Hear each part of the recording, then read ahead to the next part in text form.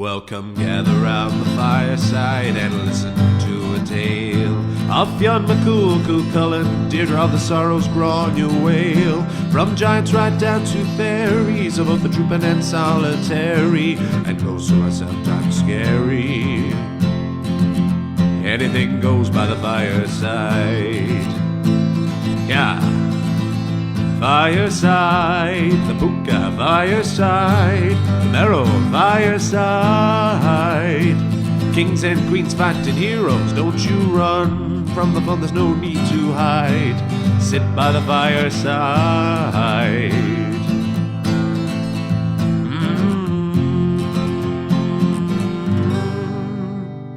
Fireside.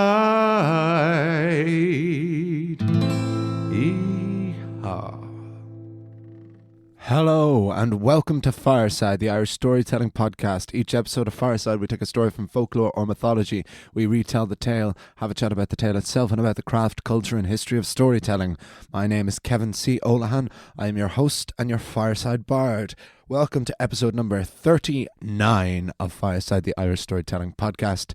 We are coming to you as always from the beautiful surroundings of the Head Stuff Podcast Network studio here in Dublin. My word, it has been quite a week. It is really exciting coming back into the studio this week, as this is the first episode of Fireside I've recorded since we have done our very first live show. The Fireside Sessions beginnings, beg your pardon, was last week. It was last week in Bellow Bar in Dublin, and what a night it was. For anyone listening who came along, thank you so much. Your support was so incredibly appreciated. It was wonderful to see familiar faces there, but even more rewarding to see so many people I didn't know at the gig, because that just makes it feel like this is the right thing, and it makes it feel like this podcast is growing and that these live shows could grow too. The night was enough of a success and went well enough that I can confirm we are going to do it again. We are going to do another live show at Halloween, so anyone who wasn't around Dublin, who will be around then, you can come along yourself. For any listeners outside of Ireland, fear not, because we did record the Fireside Sessions beginnings. It was an evening of storytelling, both in music and in story itself. I was trying something different, trying something new, trying to create a show that wasn't, that didn't have to be one thing or the other, that was trying to just be its own thing, which was an evening of storytelling with some music throughout. But the focus was always on the stories. So, for example, the songs we did were a lot of old Irish folk songs, but we focused a lot on the stories of the songs, like the way that the Clancy Brothers or Planksty or the Dubliners or any of the great old Irish folk bands and performers used to. That was always my favourite thing about artists like that, is that they would tell the stories of these songs, and that was almost as much a part of the performance. And it's a thing that's not really done as much anymore, and so I didn't know if it would work or if it wouldn't. Maybe these things fell from popularity for a reason, but I disagreed with that, and we did that, and the audience was so receptive to it, and the feedback was incredible. It was genuinely a little overwhelming at times, which was so lovely, and there was so much to be learned from it, because it was a first time gig. There was naturally going to be teething problems to it. We learned some things that worked, some things that didn't work, but that made it so much more valuable going forward. I know now a little more in my own head what it is, and I'm trying to push the next one as well. But I won't reveal. I have many plans for our Halloween special, but I won't tell you any more now here, because I want to get everything a bit more set in stone. I want to get a date in place before and get things a bit more concrete before I reveal it all to you. But very exciting times ahead here at Fireside. And it's great coming back. It's great coming back into the studio now. The place, the base, the foundation, where this podcast is at its home, which is the podcast itself and the recording of it. Because it now just feels that things have changed a little bit, and that this podcast is growing. Because it's great that when we upload these episodes of the podcast onto our hosting site, Audio Boom, that I can see how many people have listened to it, and also where in the world the podcast is being listened to. That's and what cities in the world. That's incredible to have that kind of data and just to really see the span of the podcast and where people can and are listening to it. But it was a totally different thing, a very strange and surreal thing to be doing it to a live audience right there rather than just a soundproofed room. It was a totally different thing and just a really, really wonderful experience. So thanks so much to everyone who came. Thank you so much to my guests. We had Angus O'McAnally, Katie McCann, Thomas Kane Byrne, my own brother Kieran O'Lahan, Dara Healy from Castlebar came over, who's the box player from Boxing Banjo. They were each and every one of them was exactly what I wanted them to be and more. I picked very, very different storytellers and different performers, and I wanted them to just be themselves and do themselves and not try and cater to what the night was, but just do what I thought they would do naturally, and each and every one of them did that. And when you all listen to the live podcast, which we're hopefully going to get mastered and edited, we'll see. Yeah, well, again, there's going to be teething problems. Hopefully, I have not listened to the recording of the night yet myself, but I feel confident that it will certainly be of a certain quality that we can release. It won't be the podcast hug, as Blind Boy calls it, of the audio fidelity of an in studio, of course, but people know that, and I definitely won't release it as a substitute for a weekly podcast. It may end up being we may end up holding on to it for a little bit, or may end up using it to try and get the Patreon off the ground. But that is, I still have to decide that. I still have to see what the quality of it ends up being once we have it mixed and mastered. But I will keep you all in touch with that for anyone who wasn't able to make it along to the night, but is interested in seeing and listening to what we cooked up. But it gives me great pleasure today to be back in the studio with a new folktale. If this is your very first time listening, this is all, of course, going to be, what is he talking about? I'm going to listen to something else. Please do not stay with us right here. You're very welcome along if this is your first time listening. And if you are a returning listener, of course, you're very welcome back. I think this might be a great intro episode if you've just lashed this on. You've probably been intrigued by the very alliterative name. This is actually these are a collection of stories I want to do for a long time, and I actually didn't think it would be possible to do anymore, but I'll talk about that in a little bit. If you enjoy this podcast, please do give it a rating and a comment on iTunes, Spotify, wherever you get your podcasts. These ratings, these comments, they do make a difference. They do help it climb and become more and more of a thing. Follow me on Instagram at Fireside Bard, all one word. If you do follow me already and you followed me on my previous Instagram handle, which was Olahan Solo, it is the same Instagram account, but just I found changing the name has made it a little bit more accessible and a little bit easier to find. Although I did get a message from a listener of this podcast who said, you say your name on Instagram is Olahan Solo and it's actually Fireside Bard. It took me a long time to find you. I am aware that, yes, anyone listening to this podcast from the beginning is going to be, for the first 35 odd episodes, hearing a totally different Instagram name, but I do think the change in name was worthwhile. It started to have a little bit more traction in terms of tagging and followers. Because now the Instagram is going to be more and more where I can announce things about the live shows and about the other details about how the podcast and the world of the podcast is growing, most significantly with our new special guest who I'll introduce after the story today. But these stories, let's get down to it. That's a rather long intro, but it was very exciting to talk about that stuff, and I hope that my enthusiasm for that does come across and isn't boring to listen to. Because these are four foul folk tales featuring a fox. These are a collection. They weren't really a collection. This was a section of stories in the Folktales of Ireland book by Sean O'Sullivan from the Irish Folklore Commission. The Folktales of Ireland book was one of the very first books I got. It's one of my favourite collections of the Folktales in Ireland. They're one of the freshest tellings of these tales I've found. Sean O'Sullivan did fantastic work with the Folklore Commission. And these were four stories that none of which were meaty enough. None of them were long enough to have their own episodes themselves.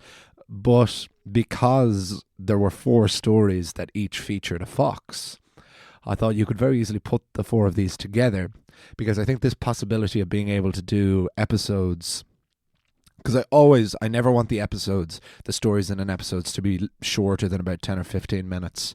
That seems to be the usual average length of the story. Some are a bit longer, some are a bit shorter, but that is very much the average length I like to go for, to kind of give it the balance of like enough of a story to get you through the commute, and also with the chat and the banter and the waffle that I go on with myself as well. So it feels more like I'm talking to you as well. But so this, I hope, will open up a new avenue of possibilities of grouping little smaller sections of stories together, and we'll see what you all think of them yourself anyway. But I'll get right down to it. These are the stories themselves. This is Four Foul Folktales featuring a fox on Fireside.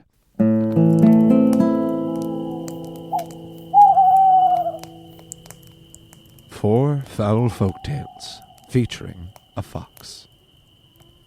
Tale 1. The Fox and the Heron.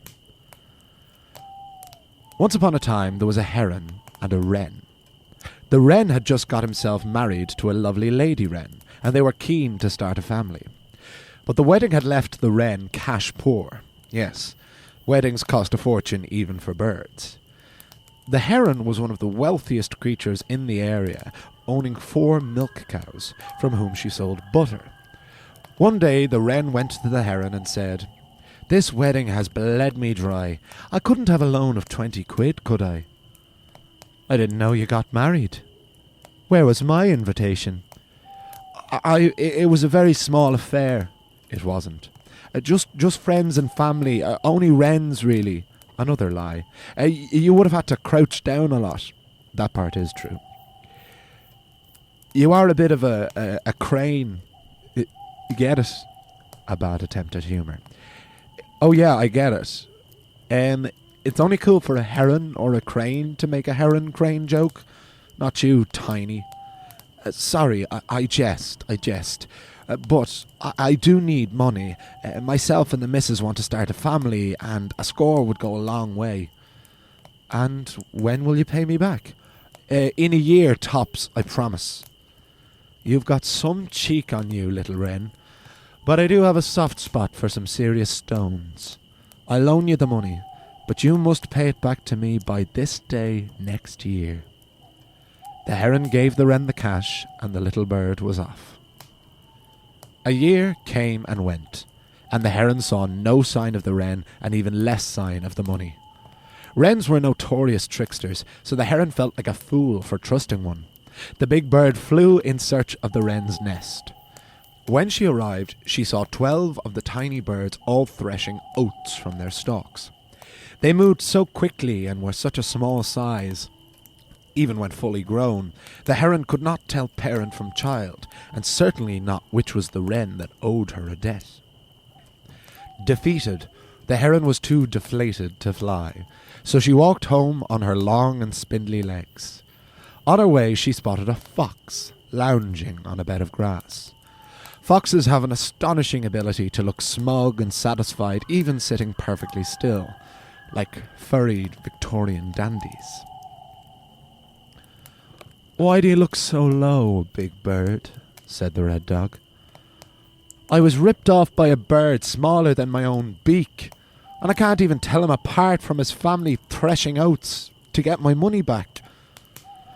"Why don't you go back and say to the birds, 'Oh, you'd know which of you was the big strong daddy, wouldn't you?'" The heron was intrigued and went back to the wren's nest.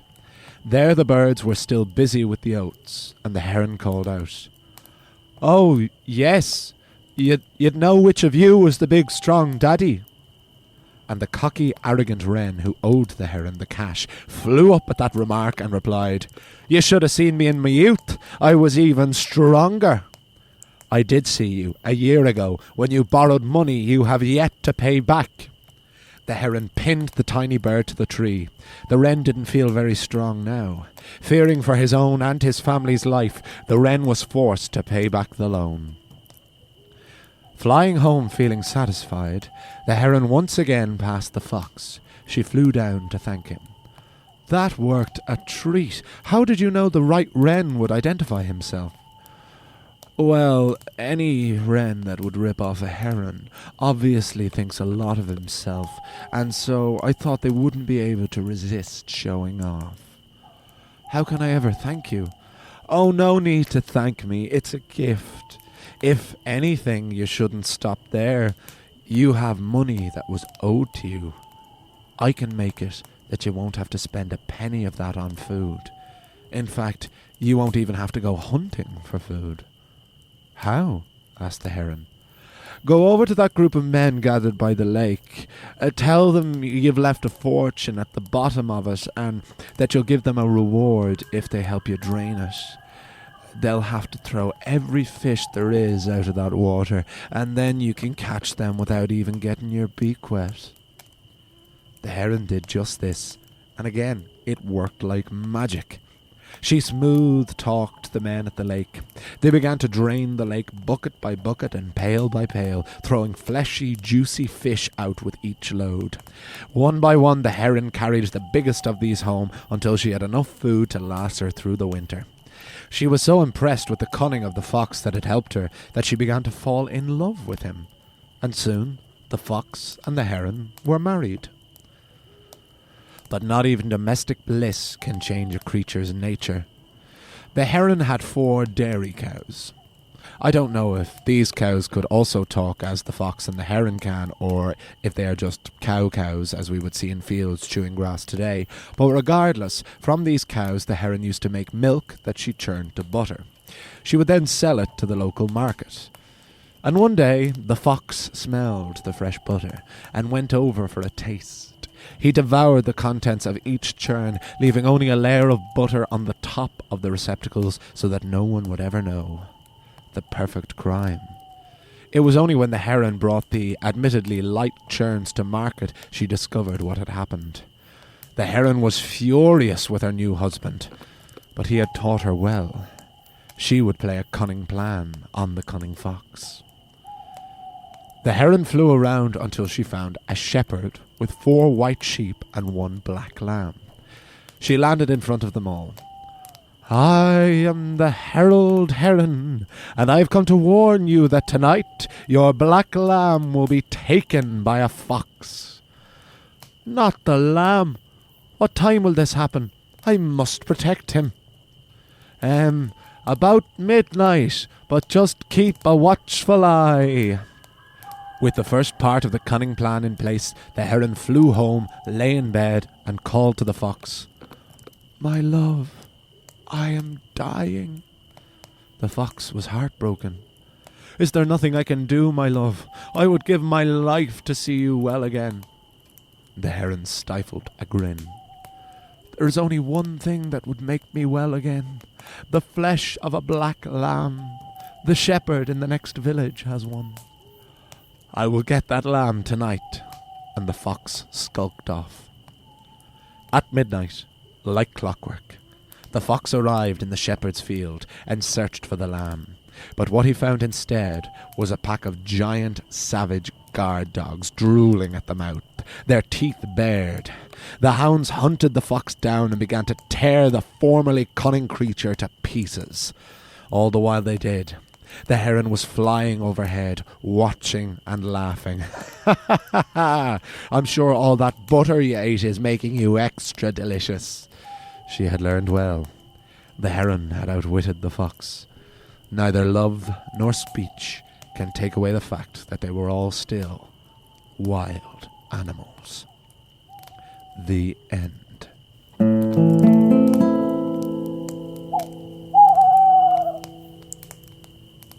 Tale 2. The Fox on Inishkea. Once upon a time the county of Mayo was terrorized, and not by armies or fairies, but by one single fox. Try as the people of the county might try, there was no catching or outwitting this cunning creature. From Westport to Castlebar, people lived in fear of the fox. One summer's day, a man was carrying a donkey load of fish from the beach back to town. The fox fancied a feed, and didn't feel like hunting for it. So he lay down in the middle of the road and pretended to be dead. When the man came upon the body, he knew the fox fur was worth a lot of money, so he threw the corpse on the donkey's back and carried it on his way. Without the poor man even noticing a thing, the fox began to toss each and every fish off the back of the donkey. When the entire bounty was loose, the fox hopped off the saddle and trotted back along the road, picking up each fish like a breadcrumb trail. It wasn't just the people the fox terrorized. He would go to a lakeside and lure a gaggle of geese over to the shore with a charming word or two, and when they were within reach, he would bite and crush their necks and carry them off for a hearty feed. Neither man, nor fish, nor bird was safe, and no one could ever catch the devil. But one day, a boat arrived on the mainland from the island of Inishkee, which lay just off the west coast of Mayo. The fox looked out at the island and thought if he could make it over there, he could rule and terrorize a whole new land, and it being so small, it would be far easier to hunt, with his prey only being able to run so far. So once again the fox lay dead on the beach. When the captain of the boat arrived and saw the valuable fox skin, he tossed the animal on the boat. The Inishkeans had come to the mainland to get some food and luxury items they couldn't grow or get themselves on the island. Needless to say, in transit, the fox ate every morsel without a single sailor noticing anything. When he arrived on Inishkee, the fox made his nest at the top of the highest cliff he could find, which he accessed by a piece of briar that hung from the edge. With a bird's eye view of the island, the fox felt like the king of Inishkee. He would hunt and steal from every creature alive on the island, and whenever men would send dogs to hunt the thief, they would chase him up to the top of the cliff, but the fox would then grab hold of the briar and climb to safety. The dogs who had raced up the steep cliff would often then fall to their untimely deaths. The poor pooches. But one Inishkean man, who had lost many a dog this way, decided he would try and climb the cliff himself, to find out just how the fox kept escaping. When he reached the top, he saw the prickly briar and cut it off. But then, thinking as he thought the fox might, the man placed the briar back on the cliff's edge, as if it was still attached. He then clambered back down and awaited the next hunt. Sure enough, that night, the fox was making off with his latest prize. Chased by a pack of particularly large hounds, he scampered up the cliff and smugly snatched the briar, only for the vine to come away from the edge and for the fox to fall right into the jaws of the vengeful and hungry hounds.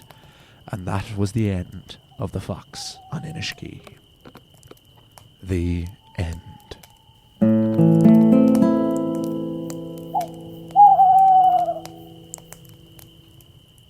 Tale 3. The Fox and the Magpie. In another time and in another place, the Irish Midlands to be precise, there was once a magpie who had nested safely in a holly bush. There she lay and hatched 3 baby chicks. The magpie thought her babies safe in the prickly leaves of the holly bush, but one day while mother was out retrieving food for her young, a fox appeared. Not particularly bothered by the prickles, and he ate the 3 chicks, every one. When the mother came back to the empty nest, she grieved for her babies and swore revenge. One day the magpie flew over her enemy and saw him at leisure in an open field. She flew down. "Good morning." "Oh, it might be for you, but I still haven't eaten today. There's nothing around for me to hunt."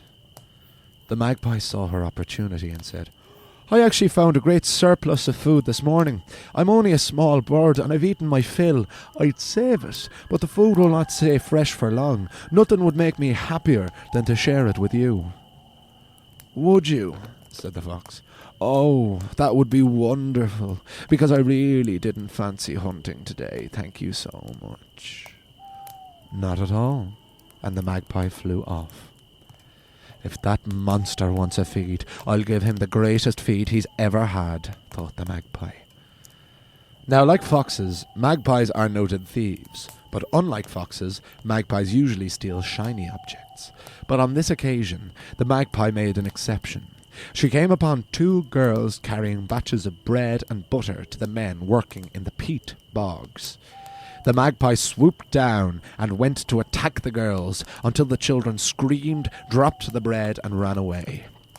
Not liking to frighten children, the magpie felt bad. But needs must ruled, and now the magpie had the fox's feed. Needing to take several trips, the magpie brought the fox back the batches of bread and butter. The gluttonous fox ate way beyond his appetite until he was so full he couldn't move. Oh God, I've eaten too much. I'm about to burst. I think I may die. Don't worry, said the magpie. I'll fetch a doctor and bring you back a purgative. What in the name of the gods is a purgative? It'll pump the food out of your stomach. The magpie left the fox vegetating on the grass and went into the town, where he found a farmer he knew too had been terrorized by the fox. Sir, I know you have been terrorized by the fox. When he's in a field, unable to move, now is the time for you to exact your revenge. Jesus Christ! A talking magpie, said the farmer.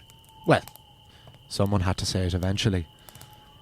But the farmer did indeed release the hounds, who followed the magpie back to the field where lay the fox. Did you get the purgative?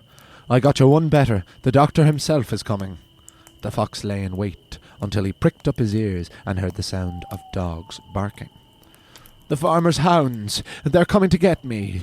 No, they're not, reassured the magpie. They're just out hunting a rabbit. But the fox was not convinced. He attempted to stand, but found he couldn't. He fell to the ground, helpless, as the hounds reached the field, and pumped his stomach with their sharp teeth as the magpie rose up into the air and watched her plan come to fruition. The fox got his purgative, and the magpie babies were avenged. The end.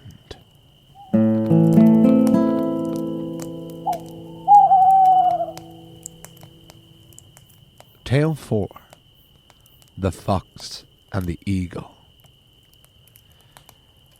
If any of you are somehow still feeling sorry for the fox, there was one time on the banks of a lake in Killarney in County Kerry when a fox had nothing to eat. Starving, he looked out at a duck with her 3 ducklings swimming happily safe in the middle of the lake. The fox tried desperately to think of a way to catch them. Eventually, he saw a large water parsnip plant with 2 rather large leaves on either side. The fox tore the leaves from the plant, and like a sketch in an old vaudeville show, using the water plant as a disguise, the fox swam out and snatched one of the ducklings and lay it on the lake shore. Feeling very pleased with yet another cunning plan, the fox decided he would not quit while he was ahead. After all, he did not know where the next meal was going to come from, and this plan had worked particularly well. So clutching the leaves in his mouth again, the fox swam back out and plucked another baby duck. He returned to the shore and lay it next to the other. The fox swam back out for the final duckling, but when he returned, found that the first 2 ducklings were gone. "My cunning plan!" cried the fox. "What have I got to show for it? One measly duckling. There's treachery afoot." The fox knew there was only one creature who was capable of stealing from him, a great eagle who lived on a cliff top nearby. The fox was helpless to fight off the fierce and taloned creature, so he would have to use his wits. With his one remaining duckling, the fox searched until he found a fire that had been lit by some travellers, which was nearly out. The fox dragged the duckling back and forth through the sparkling embers of the dying fire. Once this was done, the fox took the duckling to an open plain and left it there. Sure enough, it wasn't long before the great eagle swooped down to collect the final prize. But when the eagle dropped the body into the dry nest, the embers embedded in the duckling's fur caught fire, and the eagle's nest burst into flames. The 3 cooked ducklings fell from the cliff top, along with 3 of the eagle's own chicks, and the fox had 6 birds for dinner instead of 3. The eagle never stole from the fox again. The end. And those are 4 foul folk tales featuring a fox.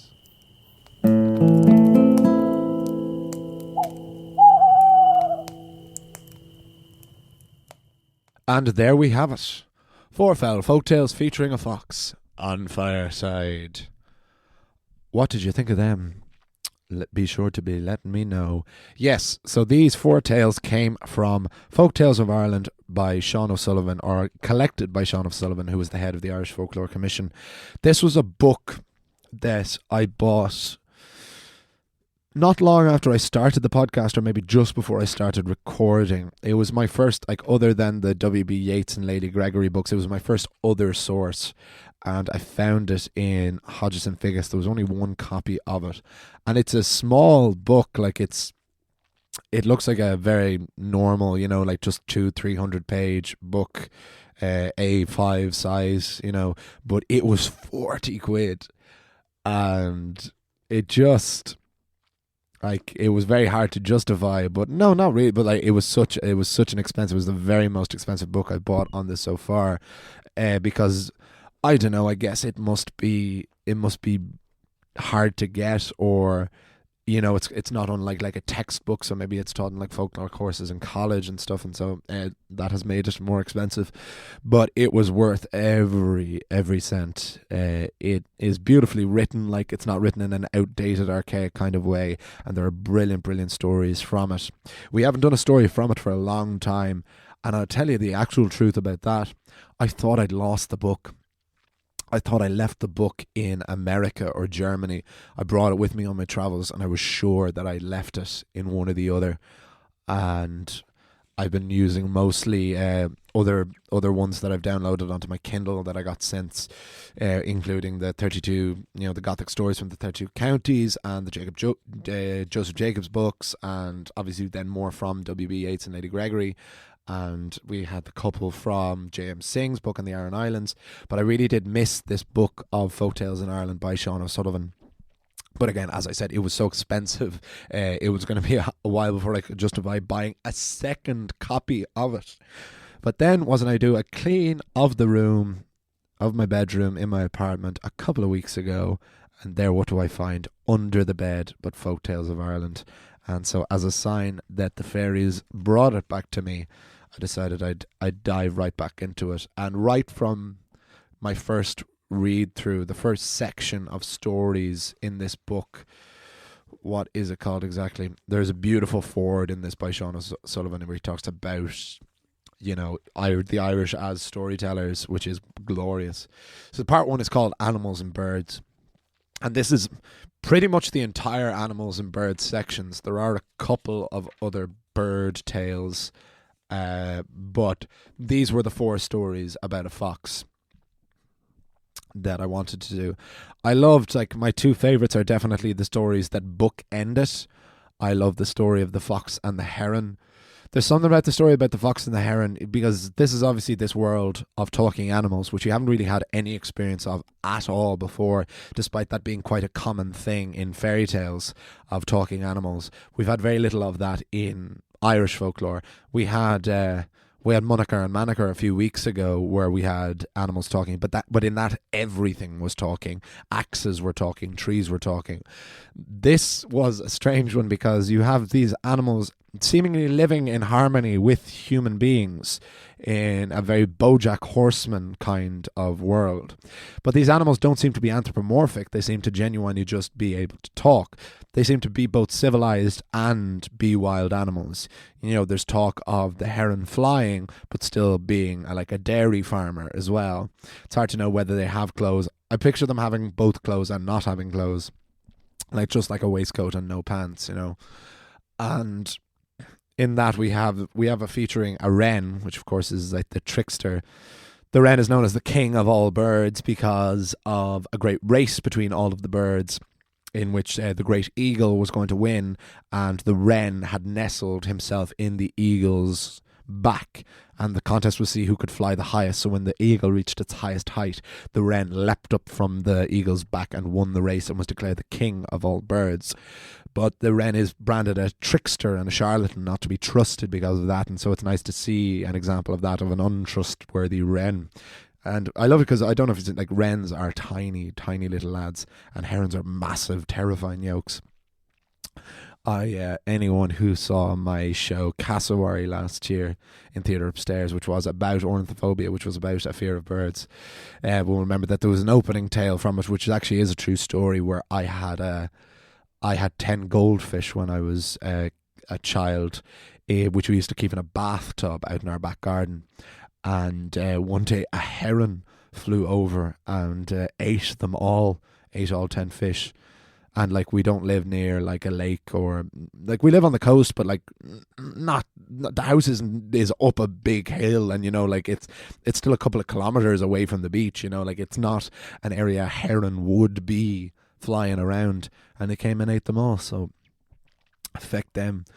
But the heron is the one who comes out on top in this. So what seems to be the general consensus on foxes in Ireland gone by? Well, I suppose, yeah, they are divils, like, they are feckers. You know, you're thinking about a very agricultural society, you're thinking about a lot of farming communities, and of course a fox is going to be nothing but bad news for that. Taking chickens, you know, sure, killing sheep as well, you know, having a good go. There is this running thing of foxes being cunning and sneaky and untrustworthy. Beautifully done and used as a kind of racial metaphor in Zootopia, or Zootropolis as it was known as over here, because I think there was a war with like a zoo in Denmark or something. But Zootopia is obviously the much better name, because that's actually a pun. But if anyone sees more recent Disney movie, brilliant, really, really good movie, featuring Jason Bateman as a sly fox, it's a wonderful, and I had that in mind. But most of all, for these stories, I of course had Roald Dahl in mind, with the idea of Fantastic Mr. Fox. These stories seem to operate on a very, very similar level to how animals are in the works of Roald Dahl, particularly Fantastic Mr. Fox. In Fantastic Mr. Fox, the animals are civilized, they live in houses, they talk to each other, they can talk to humans, but they are still wild animals, and that is kind of the message of it. It's one of my favourite films of all time, the Wes Anderson adaptation of that, and I think the very, very most faithful adaptation of a Roald Dahl book on screen, featuring as bizarre and creepy as those books can be. It was great to see that done in that kind of terrifying stop motion. It's a stunning film, it's a stunning soundtrack, everything about it is glorious. If you've never seen it, watch that today.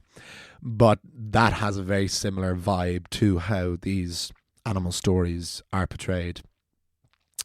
And it's just, yeah, various tales of not wanting to trust foxes. You know, very much like the fairies, the moral is always, you know, don't get involved with fairies in any way. It's very similar, just don't get involved with foxes. Or just, if you see a fox, you know, it might look like a cute and cuddly little dog, because they're gorgeous. They're gorgeous creatures, foxes. Shinnocks, as it is in Irish. But yeah, they are still wild animals, and they'll steal your chickens. They'll steal anything you can get. It's lovely living in Dublin. You'll occasionally see an old fox running through. It always gets a bit of a lift. So that was first tale. Tale 2 was the Fox and Inishki. Yeah, so that we have him less anthropomorphic there, less talking, and just a very, very clever fox. And I love this image of him going over to the island, you know, wanting to be the king of this island and thinking he can rule over this small island, and then meeting the untimely end. 3 out of the 4 stories, of course, end with the fox being torn to pieces in particularly graphic and gruesome ways, which is why I finished with the story of the fox coming out on top. You know, I thought he deserved that. No, he didn't. I mean, he deserved everything he got in the other ones for being tricky and trickster. But I wanted to finish with a good note for the fox after I'm going through so much. I initially had this idea when I thought I'd do this where I would imagine it was the same fox in each story, but that's very hard, you know, when he ends up being torn apart at the end of each one. So it's a bit Kenny in South Park or a Doctor Who kind of regeneration thing. The Fox and the Eagle, I think, is my other favourite because of the end, because of the plan itself. The plan itself is so clever.